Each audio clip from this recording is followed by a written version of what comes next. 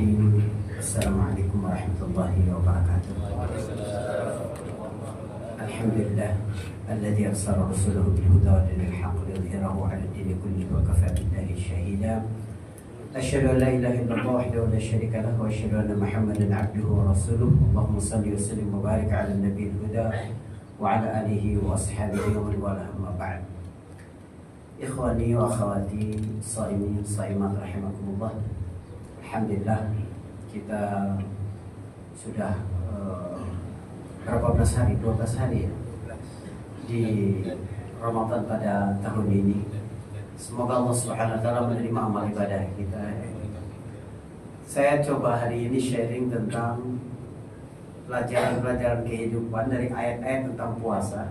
Tapi kita tidak bicara puasa. Hari ini kita tidak bicara puasa, tapi tadabbur ayat, tafsir. Apa saja pelajaran-pelajaran kehidupan yang kita dapatkan dari ayat-ayat yang menyinggung tentang puasa. Jadi di dalam Al-Quran, surat Al-Baqarah ayat 183 sampai 187 itu bicara tentang puasa dan Ramadan. Setiap ayat itu mengandung pelajaran-pelajaran tentang bagaimana seorang mukmin bersikap dalam hidup. Ini menarik. Jadi selain kita bicara tentang puasanya, ayat 183 adalah ayat yang semua kita hafal, ya, perintah untuk berpuasa. Yang menarik dari ayat itu adalah Allah Subhanahu wa taala pertama memanggil dengan panggilan orang-orang yang beriman, ya ayyuhalladzina amanu. Iman itu sesuatu yang tidak bisa digapai oleh indera manusia, juga tidak bisa dicapai oleh logika. Itu iman. Misalnya, kita bisa tidak membuktikan secara logik bahwa ada surga. Di dalam surga itu ada sungai-sungai. Di dalamnya ada bidadari-bidadari. Bisa nggak kita membuktikan secara ilmiah? Tidak bisa. Ini benar-benar keyakinan kita pada teks wahyu saja. Itulah iman. Jadi kalau saya berkata, Anda beriman tidak bahwa saya sekarang lagi pegang mic? Itu bukan beriman, karena dapat digapai oleh indera mata. Anda beriman tidak bahwa mic-nya ini bekerja dengan baik? Itu bukan beriman, karena Anda bisa mendengar efeknya di sound yang dipasang. Jadi iman itu benar-benar sesuatu yang melampaui logika manusia. Memang pintu masuk keimanan itu adalah ilmu. Fa'lam annahu la ilaha illallah. Ilmuilah bahwa tidak ada Tuhan selain Allah. Jadi logika manusia itu hanya melihat pertama, apakah mungkin Al-Quran itu dibuat atau diciptakan oleh Muhammad. Bukti-bukti ilmiah, logik, ya, membuktikan gak mungkin Muhammad yang membuat Al-Quran. Tidak mungkin. Sebab beliau adalah nabi yang ummi, tidak bisa baca tulis. Beliau juga tidak ada sejarahnya belajar ke ahli kitab. Beliau bahkan tidak berjumpa dengan ayahnya yang biasa berdagang ke Syam, berinteraksi dengan Yahudi dan Nasrani. Ayahnya sudah meninggal sebelum dia lahir. Lalu isi di dalam kandungan Al-Quran itu terdapat banyak sekali mukjizat-mukjizat yang belum ada pada masa itu. Termasuk ramalan-ramalan wahyu, nubuah namanya, tentang kemenangan Romawi 9 tahun setelah ayat itu diturunkan. Tentang Abu Lahab itu gak bakal beriman sampai akhir gitu ya. Apalagi hal-hal yang sifatnya ilmiah, tentang gelombang lautan, tentang gerak awan, tentang gerak gunung, ya, tentang bagaimana di ruang hampa udara. Itu membuktikan bahwa Quran itu mustahil dibuat oleh manusia. Jadi dia pasti berasal dari Zat yang maha sempurna, yang mengetahui segala sesuatu, baik yang telah berlalu atau sesuatu yang akan datang. Sehingga ketika kita yakin bahwa ini pasti dari Allah yang menciptakan segala sesuatu dan Maha Kuasa itu, maka tidak penting lagi bagi kita untuk menimbang setiap ayatnya ini benar atau tidak. Jadi apapun informasi di dalam Al-Quran, karena dia sudah terbukti absolut kebenarannya, akhirnya kita mengikutinya saja. Allah memerintahkan kita untuk berpuasa itu memanggil keimanan kita. Sebab kalau pakai logika 1500 tahun yang lalu, orang akan bertanya-tanya, apa gunanya sih kita ini disuruh lapar-lapar dan haus-haus? Kalau sekarang mudah bagi kita untuk memahaminya, karena banyak sekali terapi medis yang melakukan puasa untuk penyembuhan. Tapi pada masa 1500 tahun yang lalu, orang belum tahu tentang hal itu. Nah, ini puasa. Begitu juga dari sisi emosi. Bagaimana kebiasaan kita saat ini di dunia digital, ketika apalagi khususnya anak-anak muda yang selalu terpapar oleh video-video pendek seperti short YouTube, kemudian TikTok atau Reels Instagram, itu ternyata mengganggu cara kerja otak mereka. Itu tidak bisa fokus dan tidak bisa menolak respon impuls, respon dorongan spontan. Jadi anak-anak sekarang kalau menginginkan sesuatu, dia maunya saat itu juga. Tidak memiliki keterampilan delay gratification namanya. Jadi pokoknya kalau ingin sesuatu harus segera. Maka ketika datang puasa yang membuat kita bisa menahan diri pada hal-hal yang bisa kita lakukan, yang biasa kita lakukan, itu anugerahnya besar sekali bagi kita. Bahwa ternyata kita masih mampu, masih punya kemampuan itu ternyata. Jadi ini semacam anugerah banget. Ketika kita selama ini tidak bisa menolak untuk terus scrolling, ya, video-video pendek atau konten-konten di media sosial, ternyata kita bisa lakukan itu. Kenapa harus panggil keimanan? Kenapa? Sebab perintah puasa itu berat. Secara psikologi, saudara, perintah untuk mengerjakan sesuatu itu jauh lebih ringan daripada perintah untuk meninggalkan sesuatu. Perhatikan, perintah untuk mengerjakan sesuatu yang selama ini kita nggak kerjakan, kita disuruh mengerjakan, itu lebih mudah, lebih ringan daripada perintah untuk meninggalkan sesuatu yang selama ini kita lakukan. Anda misalnya tidak pernah, kalau Car Free Day itu dari Senayan sampai ke Bundaran HI misalnya tidak pernah. Disuruh sama saudara Anda, kamu harus lebih sehat, lebih banyak jalan. Minggu depan kamu Car Free Day-nya dari Senayan tuh harus jalan kaki sampai ke Bundaran HI. Ya, jangan berhenti.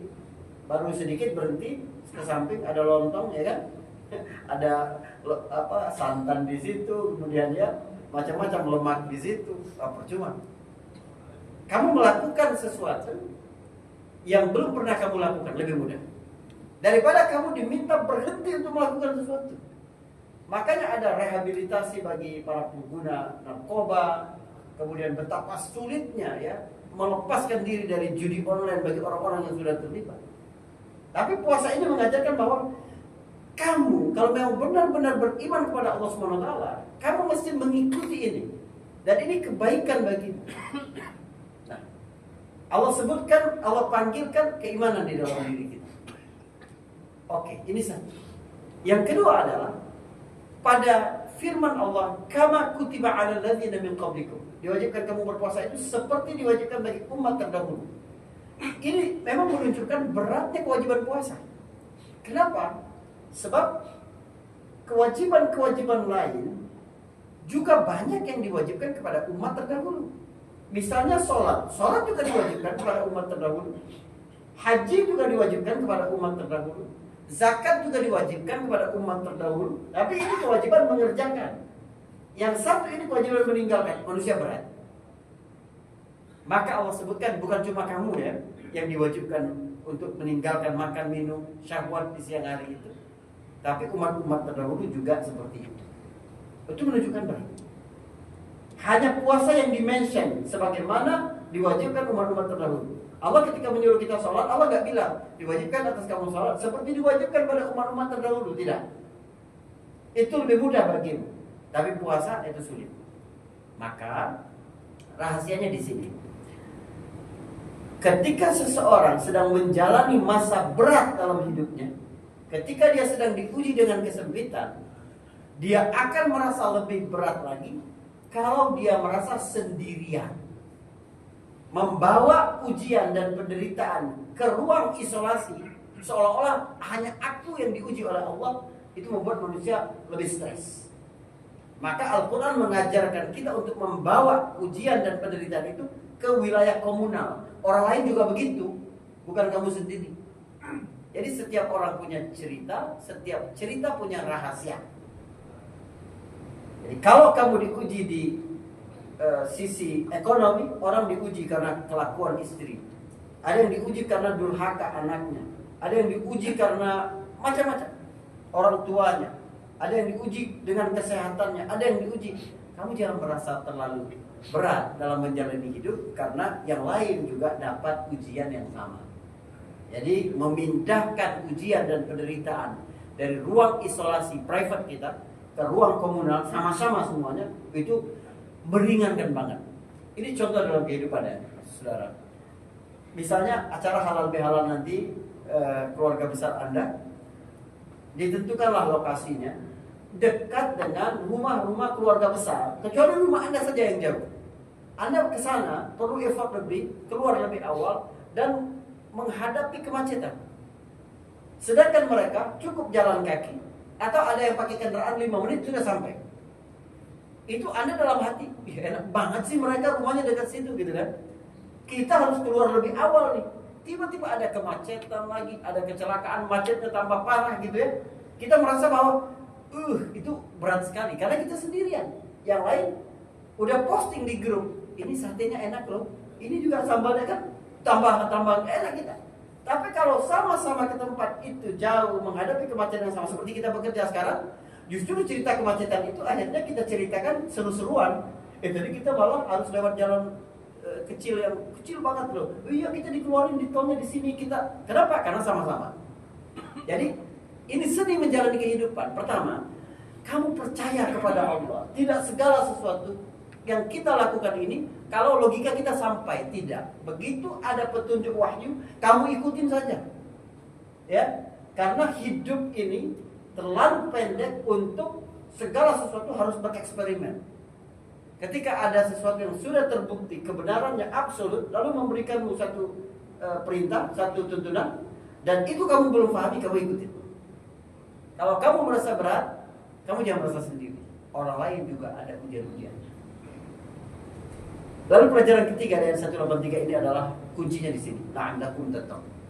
Allah menyebutkan target supaya kamu bertakwa. Takwa itu kalau di jalan Anda tetap tidak nerobos lampu merah walaupun nggak ada polisi, sepi, nggak ada kamera CCTV. Berarti Anda punya otoritas dalam diri Anda untuk mengatur kaki jangan nginjak gas dulu, ya, atau motor jangan digas dulu, gitu ya. Jadi kamu punya kemampuan itu, tapi kamu tidak melakukan karena ada aturan, itu takwa. Jadi selama ini manusia yang lemah itu bukan asal dia mau dia bisa kerjakan. Yang kuat itu bukan asal dia mau dia bisa kerjakan, bukan. Yang kuat itu dia juga bisa mengendalikan pikiran, keinginan, emosi dalam diri dia. Tidak ada yang dapat mengendalikan itu kecuali kalau kamu merasa terhubung secara langsung dengan Allah Subhanahu wa taala. Itu disebut takwa. Baik, ayat berikutnya 184. Ini pelajaran kehidupan, tidak tentang puasa sama sekali. 184 Allah berkata, ayyaman ma'dudat, hari-harinya itu terbatas. Kata Allah. Apa gunanya Allah menyebutkan hari-hari bulan Ramadan itu terbatas? Allah tidak berkata diwajibkan bagi kamu sebulan penuh, syahran kamilan, kata Allah. Sebulan penuh, tidak. Allah bilang ayyam, hari-hari. Sangat terbatas. Hari-harinya berbilang, kata Allah. Untuk apa? Padahal kalau dikomparasi pada ibadah lain, puasa itu paling panjang, sebulan penuh. Ya, haji Anda pergi dari tanah air jauh ke Arab Saudi gitu ya, itu kalau tidak perang Iran dan Amerika. Berapa hari ibadah haji? 6 hari. Tanggal 8 mabit di Mina, tanggal 9-nya wukuf, tanggal 10-nya Jumu'ah dan tawaf ifadah. Lalu kemudian mabit di Mina 3 hari, 2 malam atau 1 malam atau 3 malam. Jadi 5 atau 6 malam. Tapi puasa yang 30 hari Allah bilang, ini waktunya terbatas sekali. Ada 2 fungsi ya bagi kita dalam pelajaran kehidupan ketika Allah menyebutkan ayyaman ma'dudat. Hari-hari ini terbatas. Pertama, saudara, itu menciptakan motivasi lebih dalam diri kita. Jadi ketika kita mulai kendor dalam beribadah, kita disadarkan bahwa ini sebentar lagi berakhir loh. Sama seperti ibu-ibu yang kena jebakan tanggal cantik oleh Tokopedia, Shopee dan lain itu ya. Ini 22 ya gitu ya, diskon 33 gitu, diskon 44. Oh itu cepat-cepat Pak, ini belum ada duitnya, tapi ini diskon sebentar lagi gitu kan. Nah, kenapa? Karena waktunya terbatas. Jadi ketika kita tahu waktu kita terbatas, maka ada motivasi lebih dalam diri kita. Jadi deadline itu mengeluarkan resource terbaik dalam diri manusia. Jadi kalau saya kasih tugas ke mahasiswa, kapan ngumpulinnya Ustaz? Saya bilang bulan depan, kamu ngerjainnya sehari sebelum itu juga. Ya, jadi mending minggu depan kamu langsung kerja. Itu kenapa? Karena waktunya terbatas tadi. Yang kedua, fungsi Allah menyebutkan ayyaman ma'dudat adalah kita punya daya tahan yang lebih tinggi. Ketika kita merasa menderita, tapi merasa bahwa ini cuma sebentar kita lalui, maka kita menjadi lebih kuat dalam menghadapi itu. Jadi jiwa survive dalam diri kita menjadi lebih kuat lagi. Kalau tadi memicu motivasi, kalau ini membuat kemampuan bertahan. Misalnya taruna di sebuah akademi militer setiap hari dilatih dengan latihan-latihan yang berat. Kenapa dia bisa sabar? Karena dia tahu bahwa ini cuma pada masa pendidikan saja. Ini untuk membentuk karakternya nanti ketika dia jadi perwira, ketika dia jadi petinggi, ketika dia jadi pemimpin. Dia tahu akan hal itu hanya terbatas saja. Dalam hidup kita juga mesti terus mengingatkan diri kita. Di dunia ini pun kita ayyaman ma'dudat. Jadi bukan cuma Ramadan yang ayyaman ma'dudat. Hari-harinya terbatas itu, hidup kita pun begitu. Maka Allah ketika menyuruh kita berinfak pun Allah bilang berinfak kamu sebelum datang ajal. Min qabli ayyatiya ahadakumul maut fayaqula rabbi laula akhartani ila ajalin qarib fa asaddaqa wa akum minas salihin. Berinfak kamu sebelum datang kematian kepadamu. Pada hari datang itu kamu pasti minta deadline-nya diundur. Kata Allah enggak mungkin. Jika datang kematian maka tidak bisa dicepatkan dan tidak bisa diundur. Ayyaman ma'dudat. 184. 185 Allah bercerita tentang Al-Quran. Ya. Jadi ada hubungan yang unik antara puasa dan Al-Quran. Kalau kita ini berada dalam perjalanan, puasa itu semacam rem yang membuat kita juga tidak terdistraksi untuk mampir-mampir karena ada tempat-tempat yang indah, makanan-makanan yang enak, sehingga kita akhirnya terlambat sampai ke tujuan. Sedangkan Al-Quran adalah GPS-nya, supaya kita tahu tujuan kita itu harus jelas, terang. Jadi hidup tanpa rem tadi celaka, tanpa puasa, tapi hidup tanpa GPS juga tidak sampai-sampai ke tujuan. Allah turunkan Al-Quran. Makanya di ayat itu Allah sebutkan 3 fungsi besar Al-Quran. Hudan linnas wa bayyinatin minal huda wal furqan. Petunjuk, arahmu kemana. Bayyinat, rincian, rambu-rambu di jalan seperti apa. Furqan,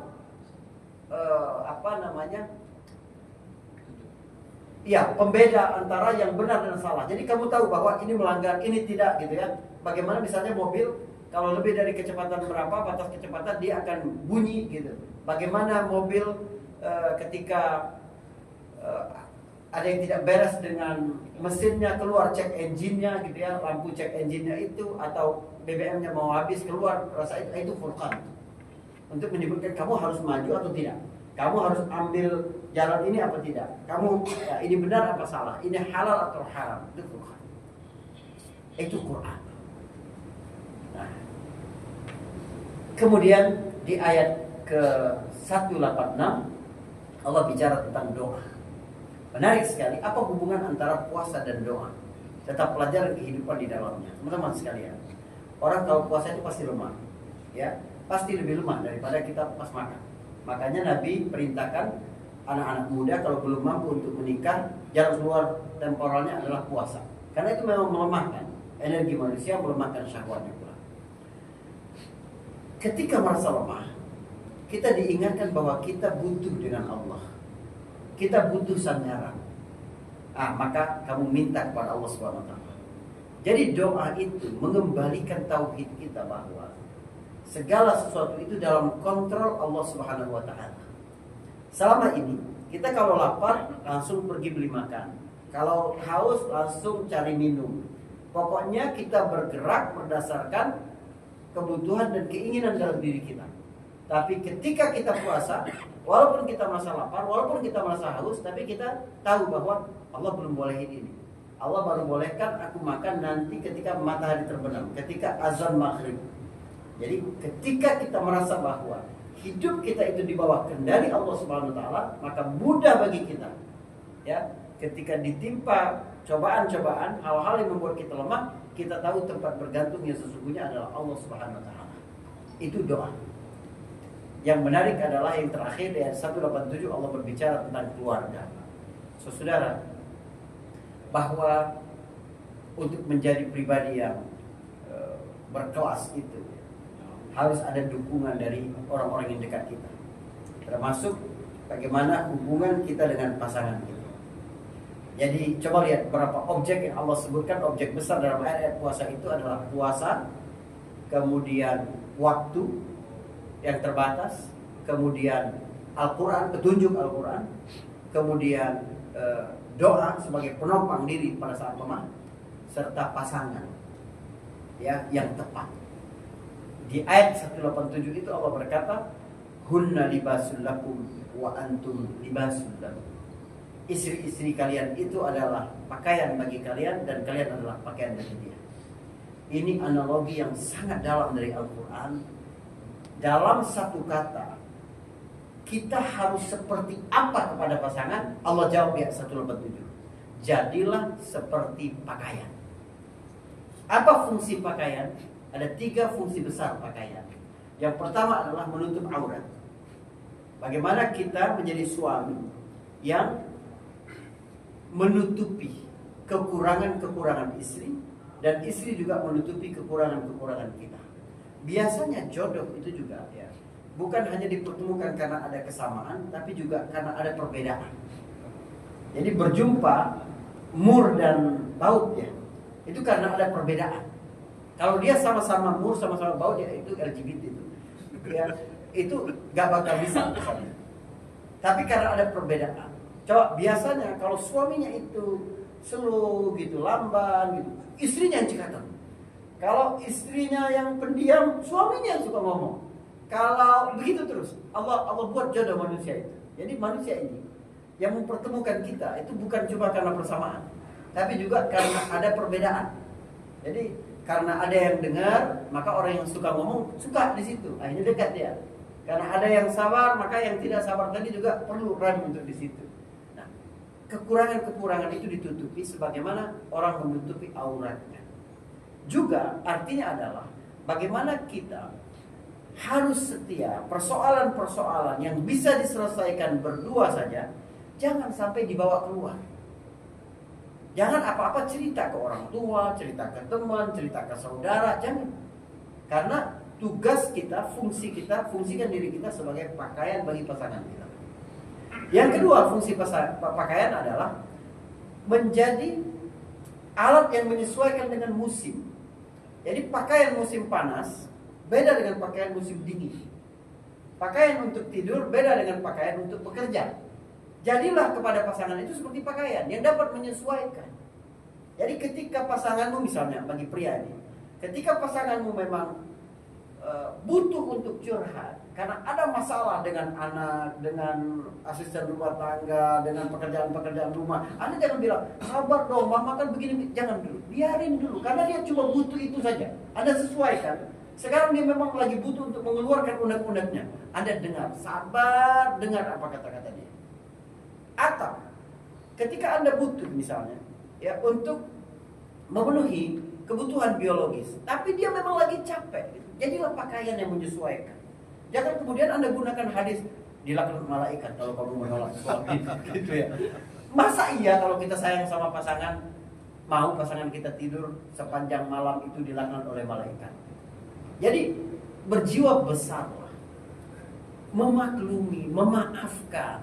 Kenapa dia juga seperti itu? Ya, atau jangan-jangan kita yang bikin mood dia juga tidak bagus. Jadi harus muhasabah di sana. Itu pakaian. Ya, pakaian. Atau bagi istri juga begitu, ya. Harus tahu ketika bisnis suami sedang sulit gitu ya. Tambah lagi perang sekarang gitu ya. Turunnya kelas menengah atau apa. Proposal untuk menambah belanjaan itu panjang sekali gitu kan. Nah, harus tahu diri. Mana yang prioritas dulu, mana yang harus dieliminasi dulu, mana yang didahulukan, mana pakaian. Tahu kapan suaminya lagi senang, kapan suaminya lagi susah gitu. Tapi suami saya Ustaz, kalau dia lagi banyak duit dia diam-diam. Nah, itu lain lagi gitu ya. Itu salah Anda gitu ya. Jadi harus cerita apa ada. Kemudian apa lagi? Saudara, fungsi pakaian yang ketiga adalah hiasan. Ya. Pakaian ini juga simbol. Kita mesti rapi, smart. Gak harus mahal tidak. Ya ada sahabat datang ke Nabi SAW, dia tidak terlihat rapi. Kata Nabi, kamu gak punya kekayaan lain, kamu tidak punya harta. Punya ya Rasulullah. Kenapa pakaianmu seperti itu? Kalau Allah memberimu nikmat, maka tampakkan nikmatnya, kata Nabi SAW. Jadi, jadilah suami yang bisa diandalkan. Jadilah suami yang menyenangkan ketika dilihat. Laki-laki mengalami banyak masalah di luar, bagaimana kesulitan dan keletihan di tempat kerja. Begitu pulang, jangan Anda bau bawang gitu ya, kemudian aut-autan, kemudian jangan. Biar suami cukuplah melihat wajah bosnya yang selalu cemberut. Di rumah yang ditambah lagi wajah istri yang cemberut, gitu ya. Jadi perhiasan. Begitu juga Anda sebagai suami mesti ya, kita juga menjadi perhiasan. Suatu yang bisa mereka banggakan, bisa mereka andalkan dalam kehidupan ini, sehingga mereka yakin dengan itu. Nah, 5 objek ini menjadi faktor-faktor penting bagi kehidupan yang lebih stabil, sukses dan penuh kedamaian, ya. Kemampuan mengendalikan diri dengan puasa, kemudian memanfaatkan momentum-momentum terbaik dengan menyadari waktu kita terbatas, punya arah yang jelas dalam hidup, Al-Quran. Kemudian bagaimanapun kamu pintar dalam strategi, kuat, punya ekonomi yang baik, kamu butuh Allah Subhanahu wa taala, jaga hubunganmu dengan Allah. Dan yang kelima adalah jaga keutuhan ya rumah tangga, khususnya hubungan kita dengan pasangan kita. Semoga bermanfaat semuanya ya. Kalau ada yang mau bertanya, masih ada waktu. Boleh. Teman-teman ada yang mau sharing? Kalau ada yang mau sharing, mau tambahkan silakan. Ya. Kalau nggak ada, sedikit aja barangkali berkaitan dengan ayam Muhammad Studah tadi, bukan harinya yang nggak banyak sebenarnya, kan harinya sudah cukup, cuma mungkin kita banyak waktu yang terbuang itu yang seperti ini, Pak. Iya. Jadi karena Allah bilang hari-harinya itu terbatas. Kalau kamu tahu udah terbatas, maka kamu jangan lengah. Maka kamu gunakan kesempatan sekecil apapun sebelum deadline itu berakhir. Itu maksudnya. Jadi kita diminta untuk memanfaatkan momentum sebaik-baik mungkin. Makanya ketika mau puasa itu kan hadis yang paling di antara hadis yang terkenal juga adalah hadis yang Nabi berkata, celakalah orang yang datang kepadanya Ramadan, dosanya tidak diampuni. Orang tuanya masih hidup, salah satu atau dua-duanya, tapi tidak membuat dia masuk surga. Disebutkan nama Rasul SAW, tapi dia tidak bersolat kepada Nabi. Coba lihat, momentum sekecil menyebut nama Nabi SAW, sebentar sekali itu Anda ngomong Sallallahu Alaihi Wasallam atau Allahumma sholli ala Muhammad. Itu kesempatan. Karena dia mungkin tidak perlu ulang lagi. Begitu juga ketika orang tua kita masih hidup. Begitu juga ketika datang bulan Ramadan tadi. Jadi ini keterampilan memanfaatkan momentum. Ya, wallahu a'lam bishawab. Baik. Jika tidak ada, kita doa dulu lah ya, karena lagi puasa, insyaallah doa kita dikabulkan oleh Allah Subhanahu wa taala. Bismillahirrahmanirrahim. Alhamdulillahirabbil alamin. Allahumma shalli ala Muhammad wa ala ali Muhammad. Ya Rabbana lakal hamdu kama yanbaghi li jalali wajhika wa 'azimi sultanik. اللهم إنا نسألك رضاك الجنة ونعوذ بك من سخطك النار. اللهم تقبل منا صيامنا وقيامنا وركوعنا وسجودنا وتلاوتنا وتعبدنا وتخشعنا وتمم تقصيرنا يا الله يا أرحم الراحمين. اللهم لا تحرمنا أجر ليلة القدر. اللهم لا تحرمنا أجر ليلة القدر. اللهم لا تحرمنا أجر ليلة القدر. اللهم إنك عفو تحب العفو فاعف عنا. اللهم عتق رقابنا من النار. اللهم عتق رقابنا ورقاب آبائنا وأمهاتنا وأزواجنا وذريتنا وإخواننا وأخواتنا وأجدادنا وجداتنا وأعمامنا وعماتنا وأخوالنا وخالاتنا من النار أجمعين. اللهم أعنا على الصيام وعلى القيام وعلى تلاوة القرآن. اللهم إنا نسألك رضاك الجنة ونعوذ بك من سخطك والنار. اللهم إنا نسألك الهدى والتقى والعفاف والغنى ونسألك مكارم الأخلاق. اللهم اغفر لنا ولوالدينا وارحمهم كما ربونا صغارا ولجميع المسلمين والمسلمات والمؤمنين والمؤمنات الأحياء منهم والأموات إنك سميع قريب مجيب دعوات. ربنا هب لنا من أزواجنا وذرياتنا قرة أعين واجعلنا للمتقين إماما. ربنا آتنا في الدنيا حسنة وفي الآخرة حسنة وقنا عذاب النار. وصلى الله على محمد وعلى آله وصحبه وسلم والحمد لله رب العالمين. السلام عليكم ورحمة الله وبركاته.